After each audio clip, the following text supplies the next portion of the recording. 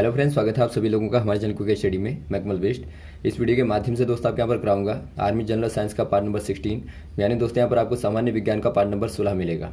इससे पहले दोस्तों आपको 15 भाग कराए जा चुके हैं, जहाँ पर आपने महत्वपूर्ण क्वेश्चन को देखा। तो आज भी दोस्तों यहाँ पर आप खास क्वेश्चन को देखेंगे, आराम से आप कापी और पेन निकाल लेंगे।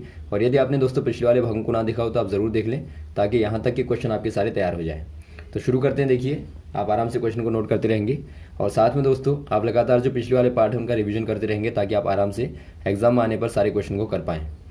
पहला क्वेश्चन आपको क्या दिखता है दोस्तों, लेजर यंत्र क्या उत्पन्न करता है। यानी कि आपको बताना है laser is a device for producing. यहाँ पर देखिए दोस्तों, पहले आपको लेजर का फुल फॉर्म पता होना चाहिए। लेजर का फुल फॉर्म यहाँ पर एल फॉर होता है दोस्तों लाइट, ए फॉर होता है एम्प्लीफिकेशन, और एस फॉर होता है स्टिमुलेशन, और ई फॉर होता है एमिशन, और आर फॉर होता है रेडिएशन। यानी आप कहते हैं दोस्तों इसको light amplification by stimulated emission of radiation. यानी कि जो रेडिएशन होता है दोस्तों, जो विकिरण होता है, विकिरण को आप क्या करते हैं, स्टिमुलेट करते हैं लगातार, यानी कि उच्च ऊर्जा में ले जाते हैं फोटोन को, और वहाँ पर दोस्तों आप एक एम्प्लीफाइड लाइट को प्रोड्यूस करते हैं। यदि आप इसको देखेंगे सिंपल, यदि आपको समझना है तो यहाँ पर आप क्या लेंगे, पहले आपने दोस्तों माना कोई रेडिएशन यहाँ पे लिया और आप लेज़र का यूज़ करेंगे। तो ये क्या करता है दोस्तों, जो रेडिएशन आपने यहाँ पे दिया है, ये हायर एटॉम के साथ में जो हायर इलेक्ट्रॉनिक एटॉम होगा, या फिर आप कहते हैं एक्साइटेड जो इलेक्ट्रॉन होगा दोस्तों, उसके साथ में यहाँ से जो फोटोन आएगा, ये आपका फोटोन है, कंबाइन होने के बाद में दोस्तों ये आइडेंटिकल पार्टिकल को, या फिर आप कहें दोस्तों आइडेंटिकल एक प्रकार के आयनिक पार्टिकल को जनरेट करता है, या फिर आप कहें प्रोड्यूस करता है, जो कि दोस्तों बिल्कुल ऐसी ही ऊर्जा का होता है। और दोनों साथ में मिलकर के, या फिर आप कहें इंटरफेयर होने के बाद में क्या करते हैं, हायर वेव देते हैं, यानी कि दोनों वेव में मिलकर दोस्तों एक्साइटेड वेव देते हैं। तो यही प्रोसेस लगातार चलता रहता है। यहाँ से आपने दिया तो यहाँ पहुँच गया, और फिर यहाँ पहुँच गया, और फिर यहाँ पहुँच गया। तो इस प्रकार से दोस्तों क्या मिलता है आपको, एक प्रकार से आपको एक्साइटेड स्टेट मिलता है, या फिर आप कहें दोस्तों आपको एक प्रकार से एम्प्लीफाइड लाइट मिलती है। तो ऑप्शन नंबर कौन सा हो जाएगा यहाँ पे, ऑप्शन नंबर हो जाएगा दोस्तों डी वाला, स्टिमुलेटेड रेडिएशन। यानी कि आपको उच्चिष्ट विकिरण यहाँ पे प्राप्त होता है। अगला क्वेश्चन देखिए दोस्तों, एक घड़ी में समय 3:25 है। यदि इसे दर्पण में देखा जाएगा तो समय क्या होगा। यानी कि आपको बताना है a watch shows time as 3:25 when seen through a mirror, time appeared will be. यानी दोस्तों यहाँ पर देखिए आपको घड़ी में दिया है समय 3:25 यहाँ पे दिया है। यदि आप यहाँ पे देखें घड़ी को सिंपल, तो यहाँ पर आप देखते हैं 30 होते हैं, यहाँ पर दोस्तों 25 मिनट होते हैं। तो यहाँ पर आपको दिखता है इस प्रकार से। तो आप यदि दर्पण में देखेंगे दोस्तों, यानी आपने यहाँ पे मिरर लगा दिया, तो आपको क्या दिखेगा आपको बताना है। मिरर में क्या होता है दोस्तों, मिरर वाली जो इमेज होती है, यहाँ पर आप नोट कर लेंगे। मिरर वाली इमेज में क्या होता है दोस्तों, यदि आप यहाँ पे हैं तो जो आपका लेफ्ट है वो आपका यहाँ पे जाके राइट बन जाएगा दोस्तों, और जो राइट है वो लेफ्ट बन जाएगा। यानी केवल अंतर होता है लेफ्ट और राइट का, और टॉप आपका टॉप ही रहेगा, बॉटम ही रहेगा।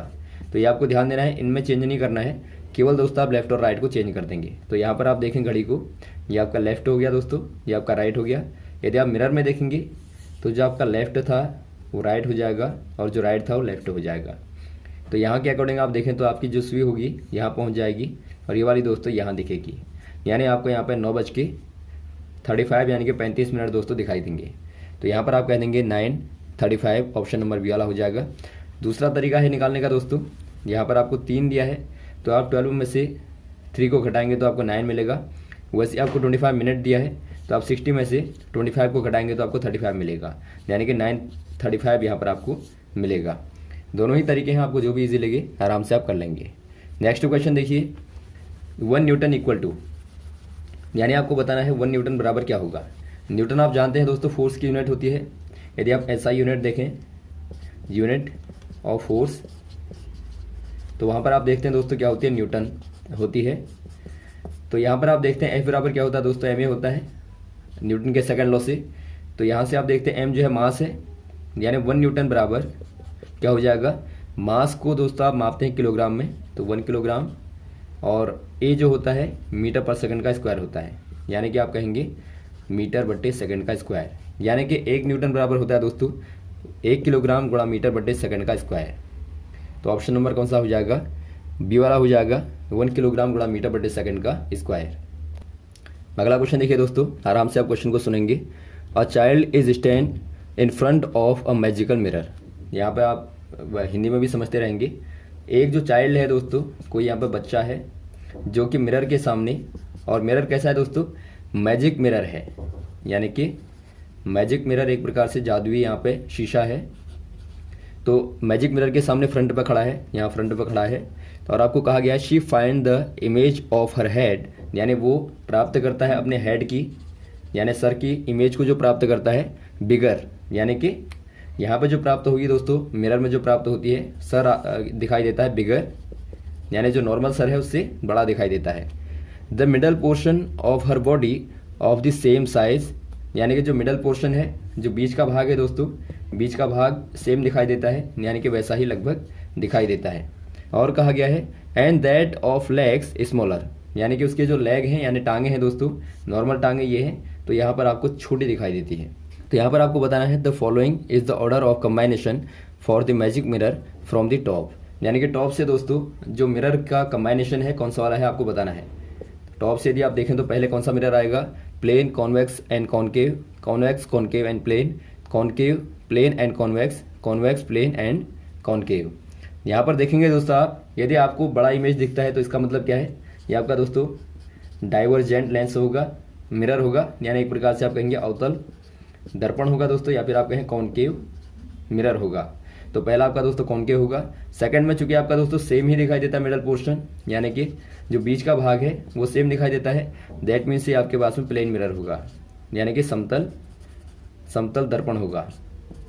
और आपका नीचे वाला जो है दोस्तों, वहाँ पर लेग जो है स्मॉलर दिखाई देती है, यानी कि लेग जो टांगे हैं दोस्तों छोटी दिखाई देती हैं, तो दैट मीन्स आपका नीचे वाला क्या होगा, कॉन्वेक्स होगा, यानी उत्तल लेंस होगा, उत्तल दर्पण होगा, क्योंकि दर्पण आप जानते हैं उत्तल वाला साइज को दोस्तों छोटा दिखाता है।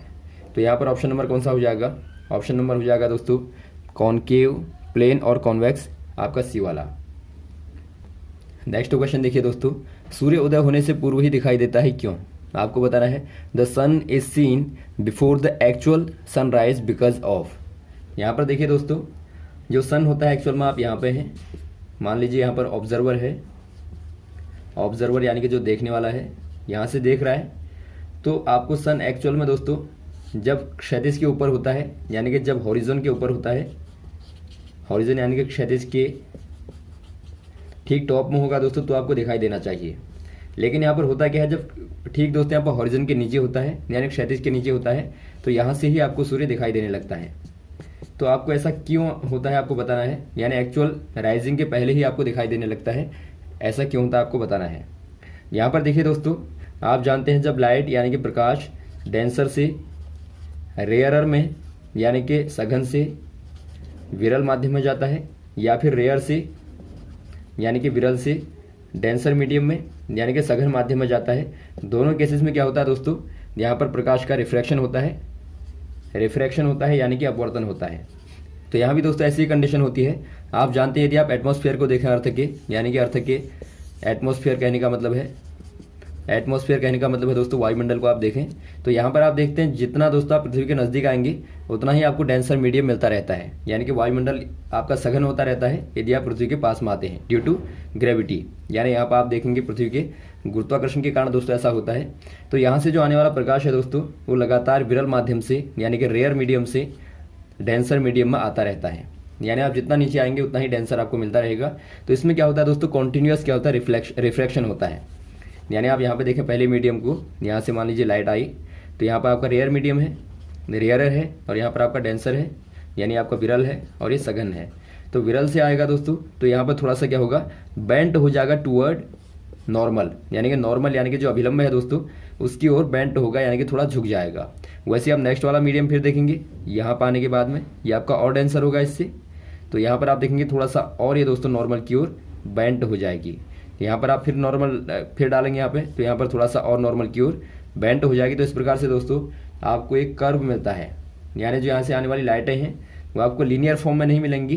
तो ऐसे केस में दोस्तों क्या होगा, आपको जो लाइटें मिलती हैं वहाँ से आने वाली, वो आपको लीनियर फॉर्म में न मिल के दोस्तों एक प्रकार से कर्व्ड फॉर्म में मिलती हैं, यानी कि एक प्रकार से कर्व के फॉर्म में, वक्र के फॉर्म में दोस्तों आपको मिलती है यहाँ से आने वाली लाइटें, और इसीलिए आपको सन यहाँ से ही दिखाई देने लगता है। यानी 4 मिनट पहले आप देख लेते हैं सूर्य को उदय होने से पहले। और वैसे ही दोस्तों सनसेट के केस में भी होता है, हो सकता है क्वेश्चन आपको सनसेट वाले केस में आए। तो जब सनसेट होता है यानी एक प्रकार से सूर्य दोस्तों अस्त होता है, तो वहाँ भी आपको 4 मिनट बाद लगभग दिखाई देता है। वहाँ भी बिल्कुल यही कंडीशन होती है, सेम कंडीशन होती है, रिफ्रैक्शन के कारण ही दोस्तों आपको दिखाई देता है। तो ऑप्शन नंबर आपका बी वाला दिखता है रिफ्रैक्शन, तो आप बी वाले में टिक कर देंगे। अगला क्वेश्चन देखिए दोस्तों, सीटी स्कैन रेडार के प्रयोग से होता है, यानी आपको बताना है CT scan is done by using. आप जानते हैं दोस्तों जो आपका सीटी स्कैन होता है ये क्या करता है दोस्तों, बॉडी के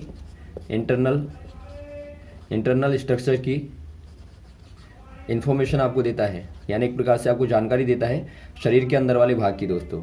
यदि आप एक्सरे का यूज़ करते हैं दोस्तों तो आप अंदर वाले स्ट्रक्चर को उतने आराम से नहीं देख पाते हैं। तो यहाँ पर आपका सीटी स्कैन में क्या होता है, देखिए पहले आपको सीटी स्कैन का फुल फॉर्म पता होना चाहिए, कंप्यूटराइज्ड, और T4 होता है टोमोग्राफी स्कैन, यानी आप कहते हैं दोस्तों कंप्यूटराइज्ड टोमोग्राफी स्कैन। तो इसके द्वारा क्या होता है दोस्तों, बॉडी के इंटरनल पार्ट का स्कैन होता है, और इसमें जो मदद ली जाती है यानी इसमें जो यूज़ किया जाता है दोस्तों एक्सरे को यूज़ किया जाता है। यानी कि लगातार यहाँ पर दोस्तों एक प्रकार से कंबाइन एक्सरे सीरीज़ को यूज़ किया जाता है, यानी कि कंबाइन एक्सरे सीरीज़, यानी दोस्तों आप एक्स किरणों का एक प्रकार से वहाँ पर समूह लेते हैं, कंबाइन फॉर्म लेते हैं, तो उसी के द्वारा दोस्तों आप सीटी स्कैन करते हैं। तो यहाँ पर आप कह देंगे किन का यूज़ करेंगे आप, यहाँ पर आप यूज़ करते हैं दोस्तों एक्सरेज का, यानी एक्स किरणों का। तो ऑप्शन नंबर आप डी वाले में टिक कर देंगे। इसके द्वारा दोस्तों आप छोटी छोटी अंदर की जो डिजीज़ होती हैं, जो बीमारियाँ होती हैं, जैसा कि आप हार्ट डिजीज़ को देखते हैं, या फिर दोस्तों आप कैंसर जैसी बीमारियों को इसके द्वारा पता लगाते हैं। नेक्स्ट क्वेश्चन देखिए दोस्तों, निम्न में से कौन एक वैद्युत चुम्बकीय तरंग नहीं है, यानी आपको बताना है which of the following is not an electromagnetic wave. यहाँ पर देखिए दोस्तों जो इलेक्ट्रोमैग्नेटिक वेव होती है, इलेक्ट्रोमैग्नेटिक वेव जो होती हैं दोस्तों, यानी वैद्युत चुम्बकीय तरंगें जो होती हैं, वो दोस्तों इनमें से कौन सी वाली नहीं है आपको बताना है। ये दोस्तों कैसी होती हैं, इनमें आपका इलेक्ट्रिक और मैग्नेटिक दोनों प्रॉपर्टियाँ होती हैं, यानी एक प्रकार से दोस्तों इस प्रकार से घूमती हैं। आप इनको देखेंगे तो पैकेट के फॉर्म में आपको चलती हुई दिखाई देती है। तो यहाँ पर यदि आप देखें दोस्तों कॉस्मिक आपको दिया है, यदि आप कॉस्मिक रेज को देखें दोस्तों, यानी कॉस्मिक किरणों को देखें, तो ये दोस्तों ओरिजिनेट होती हैं सोलर सिस्टम के बाहर। सोलर सिस्टम यानी कि सौर परिवार जो होता है उसके बाहर दोस्तों ये ओरिजिनेट होती हैं, यानी कि उत्पन्न होती हैं। तो ये दोस्तों एक प्रकार से इलेक्ट्रोमैग्नेटिक वेव नहीं होती हैं। जबकि आप गामा को देखेंगे, माइक्रोवेव को देखेंगे, या रेडियो वेव को देखें दोस्तों, ये एक प्रकार से क्या होती हैं, एक प्रकार से दोस्तों इलेक्ट्रोमैग्नेटिक वेव होती हैं। तो यहाँ पर आप ध्यान देंगे जो कॉस्मिक होती हैं दोस्तों, ये आपकी वैद्युत चुम्बकीय तरंगें नहीं होती, ऑप्शन नंबर बी वाला। नेक्स्ट क्वेश्चन देखिए दोस्तों, ऊष्मा का बहाव होता है, यानी कि फ्लो ऑफ हीट इज। यदि आप ऊष्मा का बहाव देखें दोस्तों, फ्लो ऑफ हीट को देखें, आपने जीरो लॉ ऑफ थर्मोडायनेमिक को पढ़ा होगा, जीरो लॉ ऑफ थर्मोडायनेमिक। ये क्या कहता है दोस्तों, यानी कि शून्य नियम जो होता है ऊष्मगतिकी का जो शून्य का नियम होता है दोस्तों, वो क्या कहता है, वो कहता है कि जो टेम्परेचर होता है दोस्तों हायर टू लोअर टेम्परेचर की ओर फ्लो करता है। यानी मान लीजिए आपने दो बॉडियों को लिया, यहाँ पर माना एक बॉडी दोस्तों यहाँ पर टेम्परेचर T1 में है और दूसरी आपकी टेम्परेचर T2 में है। तो मान लीजिए यहाँ का टेम्परेचर दोस्तों ज़्यादा है और इसका कम है, तो आप दोनों को कांटेक्ट करेंगे। तो यहाँ पर क्या होगा दोस्तों, जो टेम्परेचर होगा यानी जो हीट का फ्लो होगा वो यहाँ से यहाँ की ओर होगा, ना कि यहाँ से यहाँ की ओर। क्योंकि क्या होता है दोस्तों, जो हायर हीट होती है लोअर हीट की ओर फ्लो करती है। आपने देखा होगा जब आप ठंडी चीज़ों को पकड़ते हैं तो आपके जो शरीर की हीट होती है, यानी आपके जो बॉडी की हीट होती है दोस्तों, वो कूल्ड बॉडी में, यानी कि जो ठंडी वस्तु आपने पकड़ी है वहाँ चली जाती है, और उसी के कारण आपको ठंडक महसूस होती है। तो यहाँ पर आपका यही वाला रीज़न होता है। तो ऑप्शन नंबर कौन सा हो जाएगा, higher to lower, option number A वाला आपका सही हो जाएगा, यानी उच्च से निम्न की ओर। अगला क्वेश्चन देखिए दोस्तों, 3 पिन प्लग में सबसे लंबी पिन किससे जुड़ी होनी चाहिए, यानी आपको बताना है in 3 pin plug the longest pin should be connected to. यहाँ पर आपने 3 प्लग वाले पिन को देखा होगा दोस्तों, एक यहाँ पर पिन बड़ी होती है, 2 छोटी होती हैं। तो आपको बताना जो लॉन्गेस्ट पिन होती है, यानी लॉन्गेस्ट वाली जो होती है दोस्तों, ये कहाँ जुड़ी होनी चाहिए आपको बताना है, ग्राउंड टर्मिनल या लाइव टर्मिनल या न्यूट्रल टर्मिनल या एनी टर्मिनल। यहाँ पर देखिए दोस्तों, जो आपकी लंबी वाली होती है ये आपकी ग्राउंड टर्मिनल के लिए होती है, एक आपकी दोस्तों लाइव टर्मिनल और एक आपकी न्यूट्रल टर्मिनल। तो यहाँ पर आप देखते हैं जो लॉन्गेस्ट वाली होगी दोस्तों वो आपकी ग्राउंड टर्मिनल से जुड़ी होनी चाहिए। ये क्या करता है दोस्तों, माना यहाँ पर एडिशनल इलेक्ट्रिसिटी आती है, माना आपकी एडिशनल इलेक्ट्रिसिटी आती है जो कि एक प्रकार से क्या करेगी दोस्तों, एक प्रकार से शॉक कर सकती है, यानी एक प्रकार से दोस्तों यहाँ पे इलेक्ट्रिक शॉक कर सकती है। तो एडिशनल जो वोल्टेज होता है दोस्तों वो यहाँ पे ग्राउंड वाले टर्मिनल पर आपको मिलता है।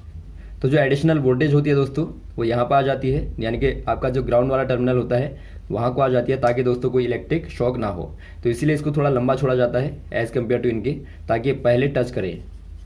तो यहाँ पर आप कर देंगे दोस्तों ऑप्शन नंबर ए वाले में ग्राउंड टर्मिनल।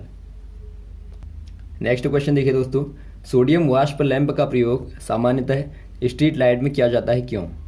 यानी आपको पूछा गया है sodium vapour lamp is usually used in street light because.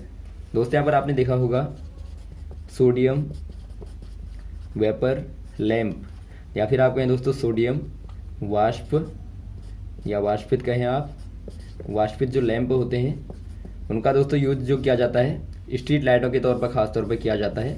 तो ऐसा क्यों होता है आपको बताना है। यहाँ पर दोस्तों सोडियम वेपर लैंप को आप कह सकते हैं हाई इंटेंसिटी डिस्चार्ज, क्योंकि दोस्तों यहाँ पर जो गैस होती है अंदर वो एक प्रकार से डिस्चार्ज गैस का यूज किया जाता है। तो इसीलिए इसका सेकंड वाला नाम होता है दोस्तों हाई HID। आप याद रखेंगे HID भी कहा जाता है, हाई इंटेंसिटी डिस्चार्ज भी आप कहते हैं इसको। तो यहाँ पर दोस्तों एक प्रकार से आप डिस्चार्ज गैस का यूज़ करते हैं जो कि आपको येलो कलर की यानी पीले रंग का दोस्तों आपको ग्लो दिखाई देता है। तो यहाँ पर आप ध्यान देंगे। तो ये दोस्तों एक प्रकार से क्या होती है, एक प्रकार से मोनोक्रोमेटिक लाइट होती है। मोनोक्रोमेटिक कहने का मतलब है मोनोक्रोमेटिक लाइट होती है। मोनोक्रोमेटिक कहने का मतलब है दोस्तों यहाँ पर सिंगल कलर होता है, सिंगल कलर होता है यानी एक ही रंग होता है। तो इसके कारण क्या होगा दोस्तों, इसका यहाँ पे स्प्लिट नहीं होगी, यानी एक प्रकार से ये दोस्तों अलग अलग प्रकार से विद्युत नहीं होगी। तो यही रीज़न होता है कि आप यहाँ पे येलो लाइट का यूज़ करते हैं। यदि आपका कोई वाटर है या फिर मॉइस्चर है तो वहाँ पर दोस्तों कोहरे में भी स्प्लिट नहीं होगी।